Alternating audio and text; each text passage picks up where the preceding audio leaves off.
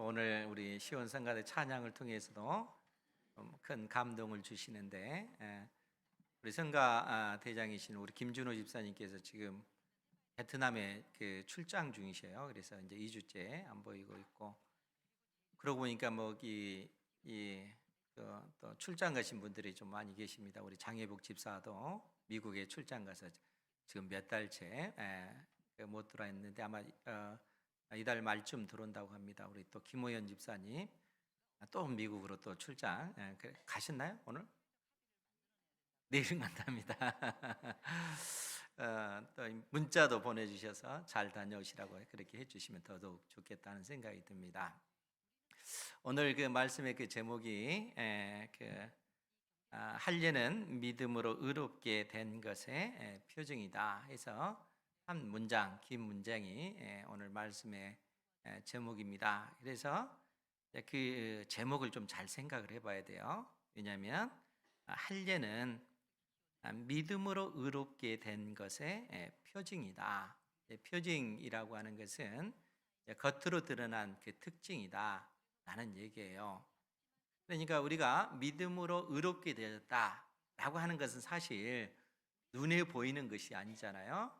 우리가 예수님을 믿음으로 말미암아 의롭다 하나님께서 선언해 주셨는데 이제 그러한 사실이 겉으로 드러나는 것이 아닙니다. 그런데 할례가 의미하는 것이 뭐냐면은 내가 가지고 있는 그 믿음으로 말미암아 의롭게 되었다라고 하는 것의 겉으로 드러나는 그 특징이 할례다 하는 거예요. 그래서 할례는 믿음으로 의롭게 된 것의 표징이다. 이라는 어떤 제목을 잡았습니다. 왜 그런가 하면 사실 그 지난주 우리가 또 말씀을 봤지만 구약 시대 때 이스라엘 백성들이 어떻게 구원을 받았는가? 구약 시대 때 이스라엘 백성들은 어떻게 의롭게 되어졌는가 하는 질문 때문에 그렇습니다. 여러분, 구약 시대 때 이스라엘 백성들은 어떻게 의롭게 되어진 것입니까? 아멘. 믿음으로 의롭게 되어진 거예요. 그러니까 행위로 의롭게 되어진 것이 아니라 구약 시대 때 이스라엘 백성들도 믿음으로 의롭게 되어졌다라는 얘기예요. 그래서 바울 사도가 구약 시대 때 대표적인 그 인물인 두 사람, 믿음의 조상 아브라함과 다윗을 통해서 아브라함과 다윗 역시 의롭게 된 것이 행함으로 의롭게 되어진 것이 아니고 믿음으로 의롭게 되어졌다 하는 사실을 증거하고 있는 것입니다.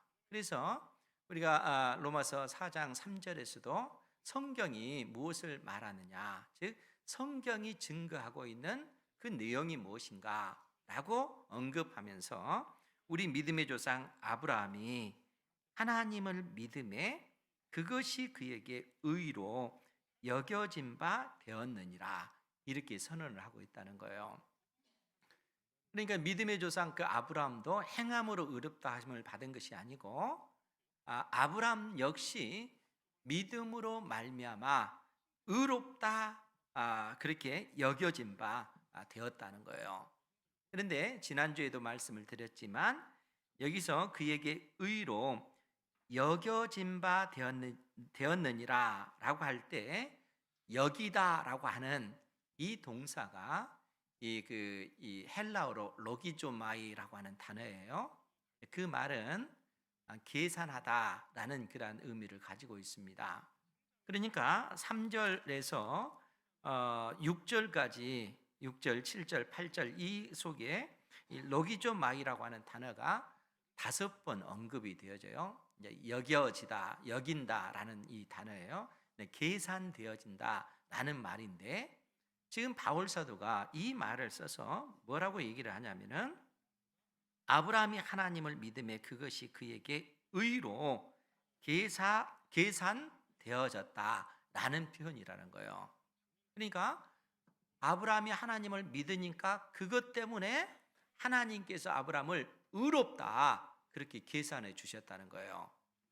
아브라함이 하나님을 믿는 그것 때문에 하나님께서 아브라함에게 의롭다 그렇게 계산해 줬다는 거예요. 계산해 줬다는 것은 여러분들이 물건을 사면은 가게 슈퍼에 가서 물건을 딱 사면은 그 물건에 대한 값을 치르잖아요. 그러니까 그럴 때 이제 이 계산하다 이런 단어를 쓰는데, 그런데 이제 여기서 우리가 생각해야 될 것이 아브라함이 하나님을 믿으니까 그것 때문에 하나님께서 아브라함에게 의롭다 그렇게 계산해 주셨다는 거예요. 그러면 여러분, 아브라함의 그 믿음이 공로입니까? 아니면 이 은혜입니까? 어, 아브라함의 믿음은 은혜입니다. 근데 이 아브라함의 이 믿음 때문에 하나님께서 의롭다 이렇게 계산해 주었다 이렇게 생각하면 이것이 공로처럼 느껴지잖아요.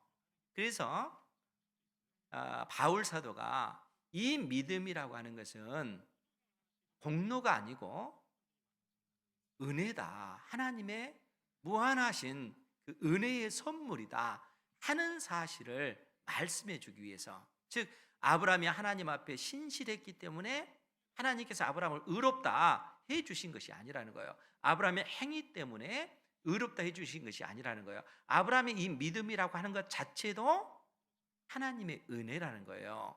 그래서 그 믿음이 은혜라는 것을 설명하기 위해서 4절에서 뭐라고 얘기를 했냐면은, 일하는 자에게는 그 삭시 은혜로 여겨지지 아니하고 보수로 여겨지거니와 일을 아니할지라도 경건하지 아니한 자를 의롭다 하시는 일을 믿는 자에게는 그의 믿음을 의로 여기시나니, 그의 믿음을 의롭다 계산해 주셨다는 거예요.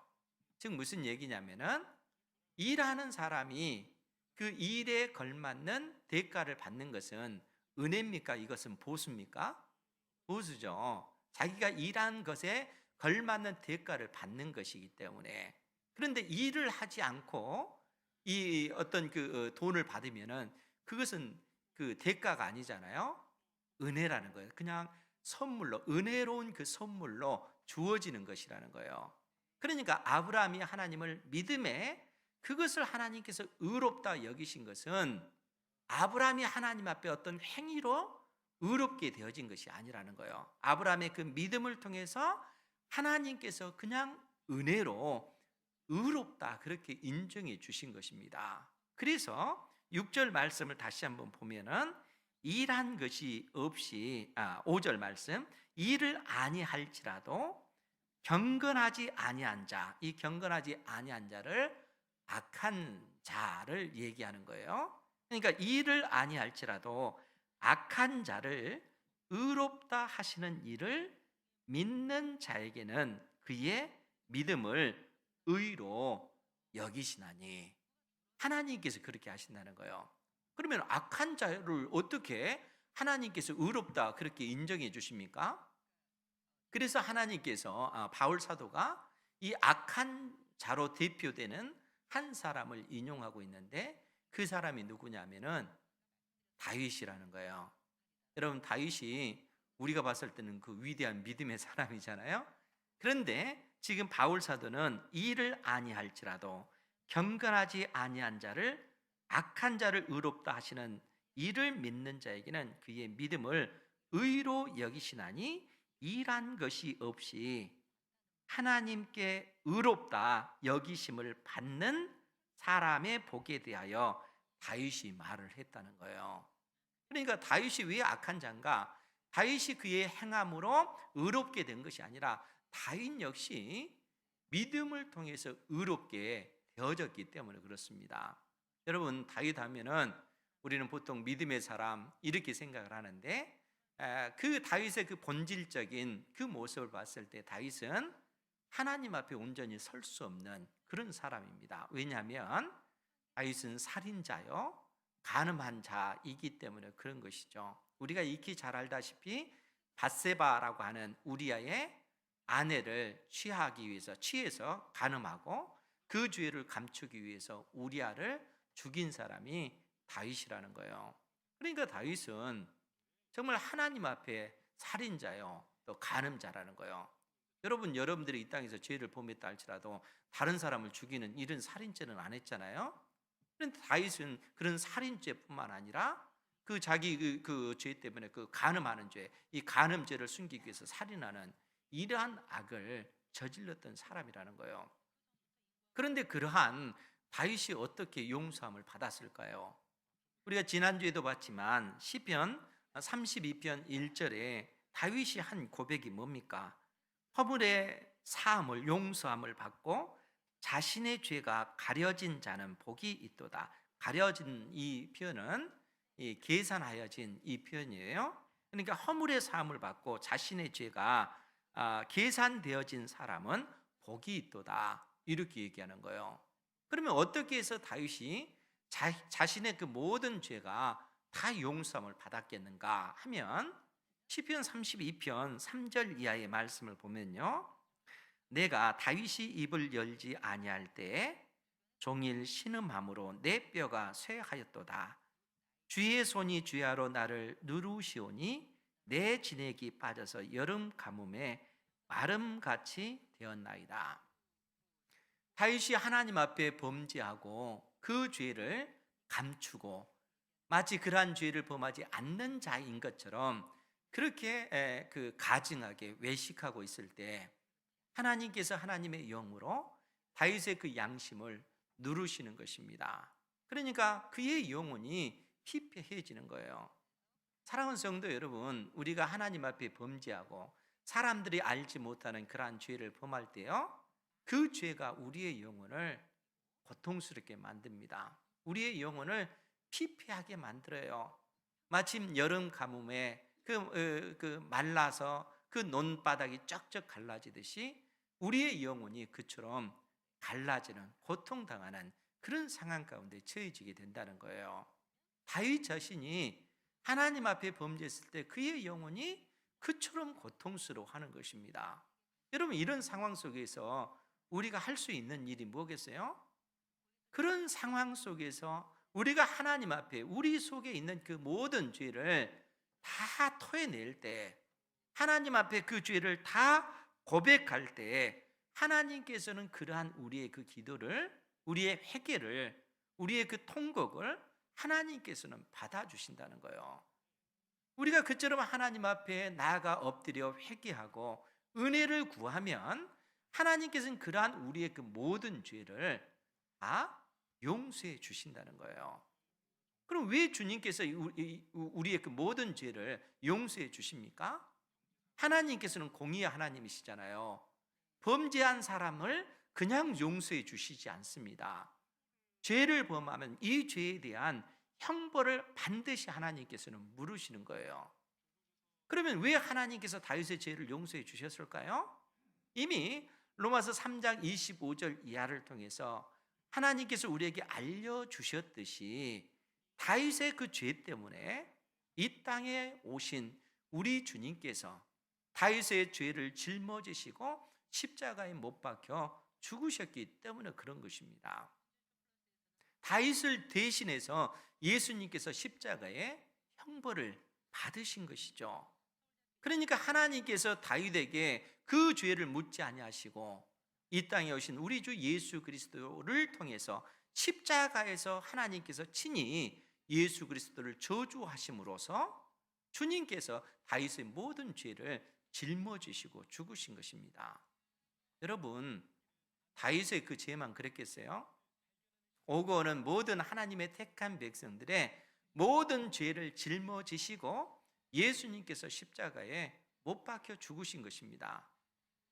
예수님께서 받으신 그 저주는 마땅히 내가 받아야 될 저주인 것이죠. 내 죄로 인해서 내가 하나님의 진노의 그 심판을 그 십자가에서 받아야 되는, 하나님의 그 형벌을 내가 받아야 되는데 나를 대신해서 우리 주님께서 십자가에 못 박혀 죽으신 것입니다. 이 진리를 믿으시기 바랍니다. 이 진리를 믿는 자에게 하나님께서는 의롭다 해 주시는 거예요. 그러니까 다윗이 그가 하나님 앞에 범한 이 죄로 인해서 결국 그가 하나님 앞에 절규하면서 하나님 앞에 통해 자복합니다. 우리가 잘 알다시피 시편 19편, 14편에 보면 다윗이 뭐라고 절규를 하냐면 나의 반석이시요 나의 구속자이신 여호와여 내 입의 말과 마음의 묵상이 주님 앞에 연락되기를 원하나이다. 다윗이 절규하면서 하나님 앞에 기도하는 거예요. 나의 영원한 구원의 반석이시요 나의 영원한 구속자이신 여호와여 내 입의 말, 내가 하나님 앞에 토해내는 이 모든 그 죄들, 그 고백들 하나님께 다 토해내니 하나님께서 이런 나를 불쌍히 여기시고 나를 구원하여 주십시오. 이러한 간구를 다윗이 드린다는 거예요. 그러니까 다윗 역시 아브라함이 믿음으로 말미암아 의롭게 되어졌듯이 다윗 역시 믿음으로 말미암아 의롭게 되어졌다는 거예요. 하나님께서 구약의 이스라엘 백성들에게 이러한 복을 주신 것입니다. 그래서 바울 사도를 통해서 오늘 본문의 말씀을 통해서도 주신 그 내용이 뭐냐면은 9절 말씀인데 로마서 4장 9절 말씀이에요. 거기에 보면 그런즉 이 복이 할례자에게냐 혹은 무할례자에게도냐. 이 복 어떤 복이겠어요? 믿음으로 말미암아 의롭게 되어지는 복. 믿음으로 말미암아 의롭게 되어지는 이 복이 할례를 받은 그 사람들에게만 해당되느냐 아니면 무할례자에게도냐 이렇게 질문을 하고 있다는 거예요. 믿음으로 의롭게 되어지는 그 복이 할례를 받은 유대인들에게만 해당되느냐 아니면 할례를 받지 않는 이방인들에게도냐라는 얘기예요. 여러분, 이 믿음으로 말미암아 의롭게 되어지는 복은 할례자에게만 해당되겠어요?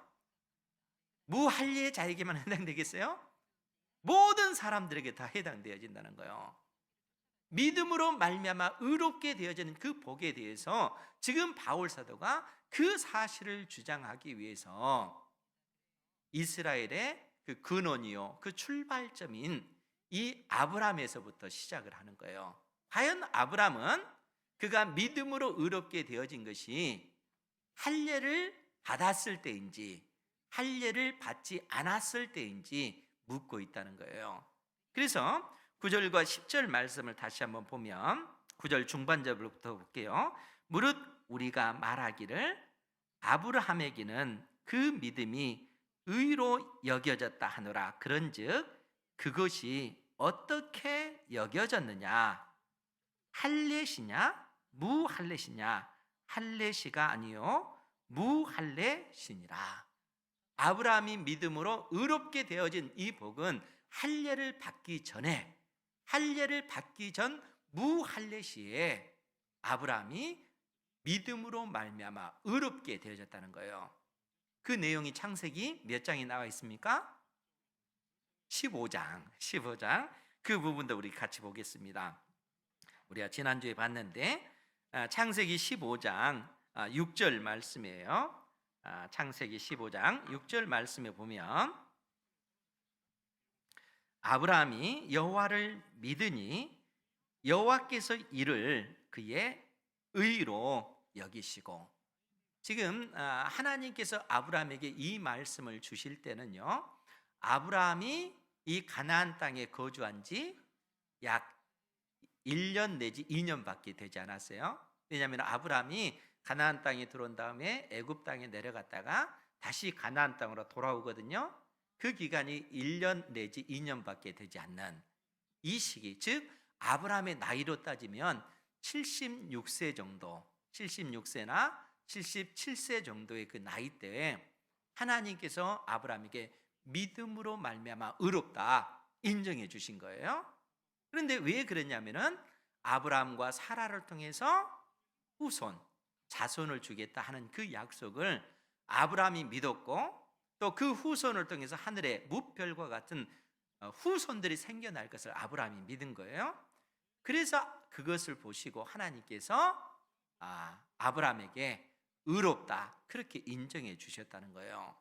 그리고 나서 창세기 16장 2절, 3절 말씀에 보면 어떤 내용이 있냐면은 사레가 아브라함에게 이르되 여호와께서 내 출산을 허락하지 아니하셨으니 원하건대 내 여종 하갈에게 들어가라. 내가 혹 그로 말미암아 자녀를 얻을까 하노라 하매 아브라함이 사레의 말을 들으니라. 그리고 나서 3절에 뭐라고 표현됐냐면 같이 볼까요? 시작. 아브라함의 아내 사레가 그 여종 애굽 사람 하갈을 데려다가 그 남편 아브라함에게 첩으로 준 때는 아브라함이 가나안 땅에 거주한 지 10년 후였더라. 아멘. 그러니까 아브라함이 가나안 땅에 거주한 지 10년이 됐는데도 하나님의 약속이 이루어지지 않는 거예요. 자식이 없는 거예요. 그러니까 사라가 하는 말이 뭐냐면은 하나님께서 우리에게 자식을 주지 않을 것 같습니다. 그러니까 내 여종 하갈을 데려다가 첩으로 삼고 하갈을 통해서 자손을 우리가 낳읍시다, 이렇게 얘기하는 거예요. 그리고 아브라함은 역시 그 사실에 대해서 동의를 하는 거예요. 여러분, 아브라함이 믿음의 사람입니까? 여기서만 보면 믿음의 사람이라고 인정되지 않잖아요. 아브라함이 하나님을 믿음에 하나님께서는 그것을 의로 여기셨는데 여기에 보면은 아브라함의 그런 믿음이 안 나타나요. 그런데 우리가 창세기 17장 1절 말씀에 보면 뭐라고 기록이 됐냐면은 제가 또 읽어드릴게요. 창세기 17장 1절에요. 아브라함이 99세 때에 여호와께서 아브라함에게 나타나서 그에게 이르시되 나는 전능한 하나님이라 너는 내 앞에서 행하여 완전하라. 하나님께서 99세에 아브라함에게 나타나서 아브라함을 책망하는 거예요. 왜 이런 책망을 할까요? 아브라함이 하갈을 통해서 자식을 낳았기 때문에 그래요. 그 자식이 이스마엘입니다. 우리가 창세기 16장 16절에 보면 하갈이 아브라함에게 이스마엘을 낳았을 때에 아브라함이 86세였더라. 그러니까 86세로부터 무려 13년의 세월이 흐른 다음에 하나님께서 99세인 아브라함에게 나타나서 책망을 하는 거예요. 나는 전능한 하나님이라 너는 내 앞에서 행하여 완전하라. 왜 전능한 하나님이시라 이렇게 얘기하겠어요? 하나님께서는 전능하신 하나님이시기 때문에. 여러분, 왜 사라가 아브라함에게 나의 여종 하갈을 데려다가 아들을 낳으십시오 이렇게 요청했겠어요? 본인의 나이가 들어가기 때문에, 폐경이 되기 때문에 더 이상 자식을 가질 수 없는 나이가 됐기 때문에 그렇다는 거예요. 아브라함 역시 마찬가지라는 거예요. 그러니까 인간적으로 도저히 자식을 가질 수 없는 나이가 되니까 그들이 지극히 인간적인 방법으로 하갈을 통해서 후손을 보려고 했던 것이죠. 그런 믿음 없는 아브라함과 사라를 하나님께서 책망하시는 거예요. 나는 전능하신 하나님이다. 전능하신 하나님은 우리 인간이 불가능하다고 하는 것도 가능하게 만드시는 하나님이시라는 거예요. 하나님은 전능하신 하나님이시기 때문에 그렇다는 거예요. 그리고 다시 한번 하나님께서 약속을 주시면서 아예 아브라함의 이름 자체를 바꿔버리세요. 아브라함, 존귀한 아버지라고 하는 뜻이에요. 그 아브라함을 아브라함, 여러 민족의 아버지, 열국의 아버지라는 뜻이에요. 즉 아브라함과 사라를 통해서 태어날 그 후손을 통해서 하늘의 무별과 같은 무수한 후손들이 생겨날 텐데 그 후손은 수많은 나라들, 민족들 가운데 그 후손들이 많아질 거라는 거예요. 그래서 아브라함, 열국의 아버지라는 거예요. 사레라고 하는 이름도 사라, 여주인, 즉 그 말은 여러 나라, 여러 민족의 그 어머니라는 그 뜻이에요. 그러니까 아브라함과 그 사라를 통해서 하나님께서는 이 놀라운 약속을 다시 한번 새겨주는 거예요. 그러면서 내가 너와 언약을 체결하겠다라고 얘기를 하는 거예요. 그 언약의 내용을 지금 창세기 17장 10절 이하에서 뭐라고 표현하냐면 10절부터 볼게요. 창세기 17장 10절 말씀에 보면 너희 중 남자는 다 할례를 받으라. 이것이 나와 너희와 너희 후손 사이에 지킬 내 언약이니라. 너희는 포피를 베어라. 이것이 나와 너희 사이에 언약의 표징이니라. 하나님께서 언약을 체결하시겠다라고 말씀하고 계시고, 너희 중 남자는 다 할례를 받으라는 거예요. 할례라고 하는 것은 남자의 그 생식기의 그 포피를 제거하는 거예요. 그러니까 오늘날 그 포경 수술 하잖아요, 남자들. 그것이 할례입니다. 그러니까 이 할례가 의미하는 것이 뭔가, 남자의 그 육체에 하나님께서 너는 언약 백성이다 하는 것을 새겨주는 거예요. 그런데 언약이라고 하는 말 자체가 베리트라고 하는 말인데 자른다라는 얘기예요. 그러니까 그 아브라함의 생식기의 그 포피를 자른다라고 하는 것은 더 이상 너에게서 태어날 그 자손은 육신의 자손이 아니라는 거예요. 약속의 자손이다 하는 거예요. 인간적인 방법으로 태어난 후손이 아니라 하나님의 약속에 의해서 태어난 후손이다 라는 그런 의미입니다. 그러니까 아브라함이 하나님을 믿음에 그것을 의로 여기셨다 하는 그 아브라함의 그 믿음과 그 의로움이, 이 사람이 진정 믿음의 사람이요, 하나님께서 의롭다 해주셨다 하는 그 표징이 겉으로 드러나는 그 특징이 할례라는 거예요. 그러니까 할례를 행한다라고 하는 것은 그 사람이 믿음으로 말미암아 의롭게 되어졌다라는 의미를 표현하고 있다는 거예요. 그래서 하나님께서 이 할례에 대해서 말씀하시면서 11절 말씀을 다시 한번 보면, 너희는 포피를 베어라. 이것이 나와 너희 사이의 언약의 표징이다 라고 말씀하고 계셔요. 그러면서 하나님께서 아브라함에게 어떤 명령을 내리십니까?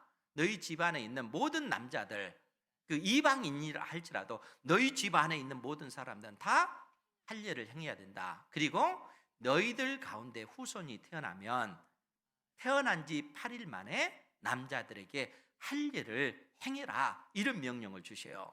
그러면서 13절 14절 창세기 17장 13, 14절 말씀에 보면, 너희 집에서 난 자든지 너희 돈으로 산 자든지 할례를 받아야 하리니, 이에 내 언약이 너희 살에 있어 영원한 언약이 되려니와, 할례를 받지 아니한 남자 곧 그 포피를 베지 아니한 자는 백성 중에서 끊어지리니 그가 내 언약을 배반하였음이니라.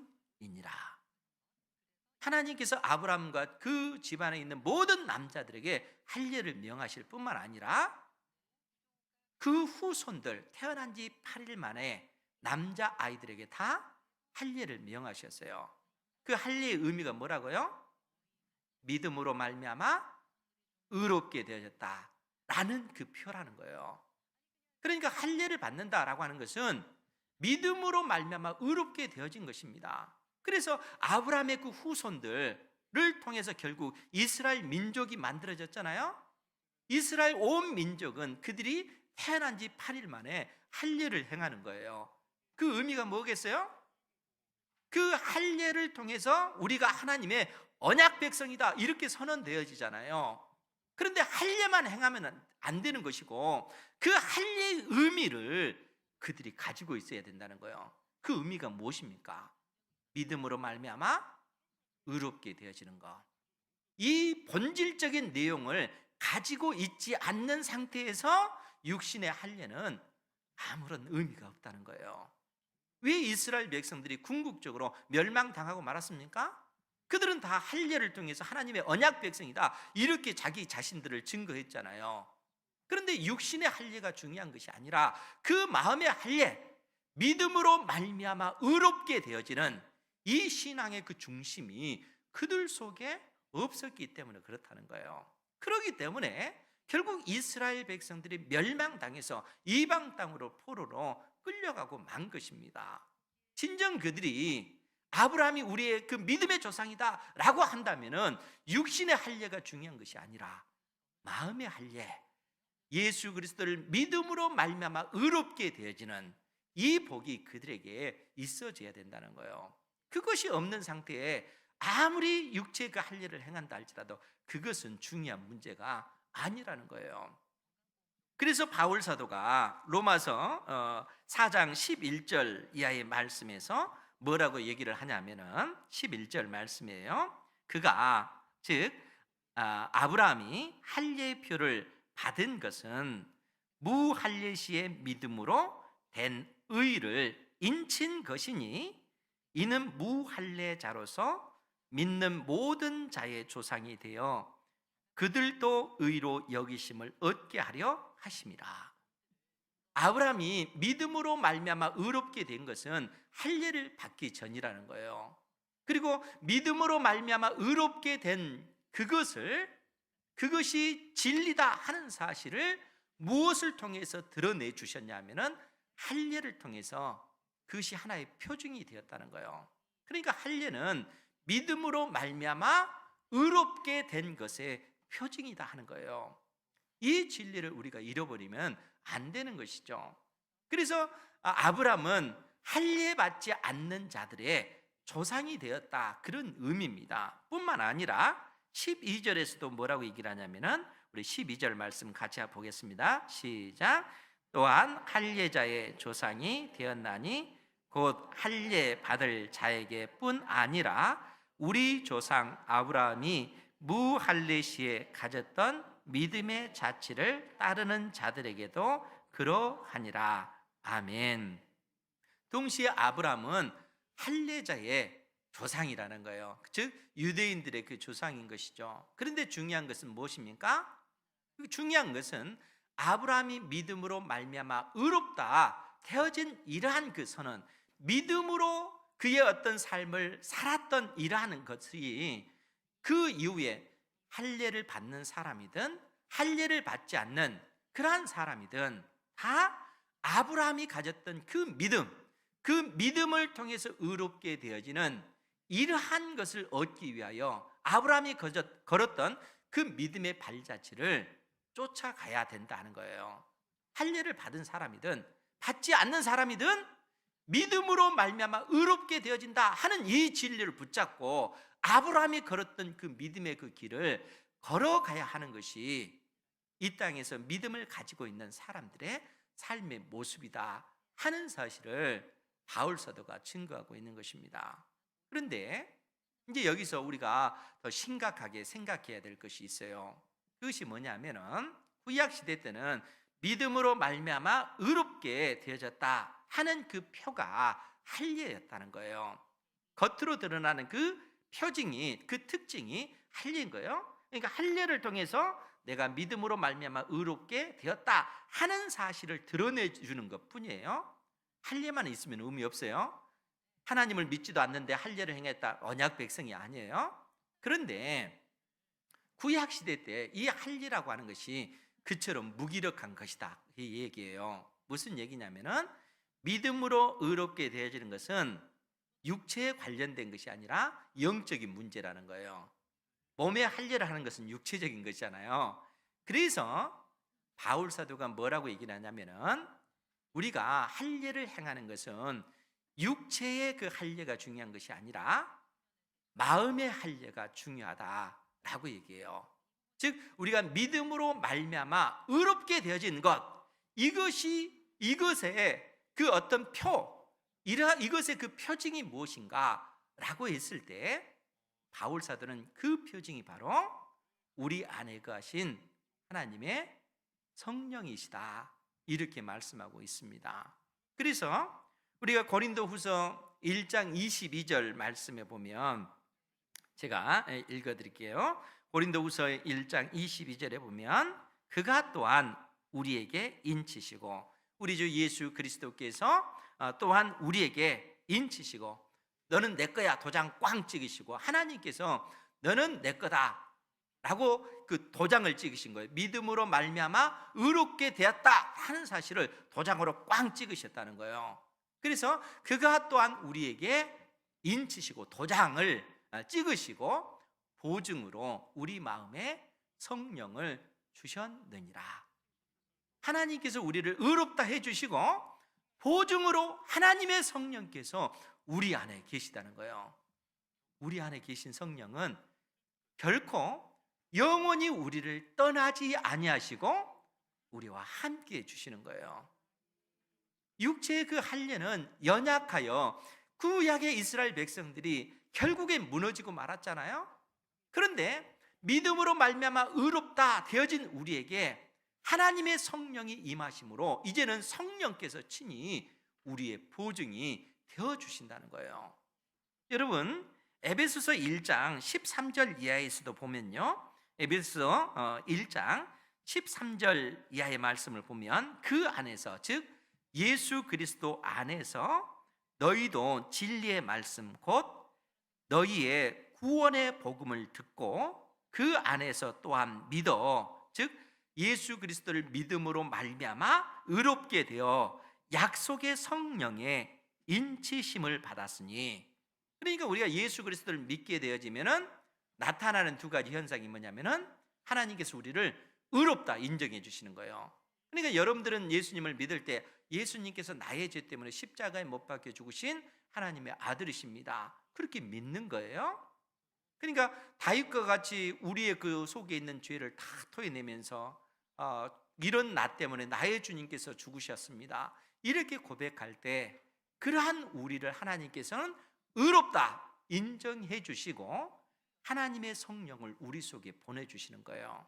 그리고 이 성령 하나님께서 끝까지 우리와 함께 해 주시면서 우리의 그 굳은 마음을 제거하시고 부드러운 마음을 갖게 하시고 하나님을 사랑할 수 있도록 만들어 주시고 내 이웃을 내 몸처럼 사랑할 수 있도록 내 안에 계신 하나님의 성령께서 우리를 돕고 계세요. 그 진리의 성령께서 성령으로 하나님께서 친히 인치심을 받았으니, 그러면서 14절에 이는 우리 기업의 보증이 되사, 즉 우리 기업의 보증이 되신다, 그 얘기는 성령께서 우리 기업이라고 하는 것은 우리가 물려받을 유산, 여러분들이 하나님께로부터 어떤 유산을 물려받아요? 하나님의 나라, 천국을 우리가 상속받는 것입니다. 그러니까 우리가 천국을 상속받는다 하는 그 보증이 뭐냐 하면 내 안에 계신 성령이라는 거예요. 성령께서 그 사실을 보증해 주고 계시다는 거예요. 그러니까 우리가 죽어서 이 세상을 떠나게 되고 장차 이 땅에 우리 주님께서 재림하셔서 영원한 하나님의 나라 천국이 완성되어집니다. 그 하나님의 나라를 우리가 상속받게 되어져요. 그리고 그러한 사실을 지금 현재 누가 보증하시냐? 내 안에 계신 성령께서 보증해 주고 계세요. 이 성령 하나님은 우리를 떠나지 아니하세요. 여러분들이 이미 구원을 받았기 때문에 하나님께서 우리에게 베푸신 이 구원은 결코 없어지지 않아요. 끝까지 내 안에 계신 성령께서 서로 여러분들이 이 땅을 살아가면서 실수하고 범죄하고 넘어진다 할지라도 내 안에 계신 하나님의 성령께서 여러분들을 끝까지 붙잡으시고 결국 하나님 편에 설 수 있도록 하나님의 성령께서 우리를 도와주신다는 거예요. 이 진리의 성령께서 끝까지 우리를 이끄셔서 마지막 날에 우리로 하여금 몸의 부활을 입게 할 뿐만 아니라 몸의 부활을 입은 상태로 영원한 하나님의 나라를 상속받게 해 주신다는 거예요. 이것이 믿음으로 말미암아 의롭게 되어지는 복이라는 거예요. 이 복을 우리가 가지고 있는 줄 믿으시기 바랍니다. 하나님의 성령께서 끊임없이 우리 안에 계셔서 우리가 그러한 삶을 살아갈 수 있도록, 즉 우리 속에 굳은 마음을 성령께서 오늘도 지금도 제거하시고 내가 사랑할 수 없는 사람, 내가 정말 미워했던 사람, 그 사람까지도 사랑할 수 있도록 나를 돕고 계셔요. 하나님의 성령께서 자기의 그 기쁘신 뜻을 위하여 우리에게 소원을 두시고 행하도록 에너지를 공급해 주신다는 거예요. 그러니까 여러분들이 그러한 의식을 가져야 돼요. 내가 구원받은 사람으로 어떻게 이 땅에 살아가야 될 것인가? 하나님을 사랑해야지. 하나님을 더더욱 사랑할 수 있도록 성령 하나님 나를 도와주십시오. 그런데 이런 고백하기는 쉽잖아요.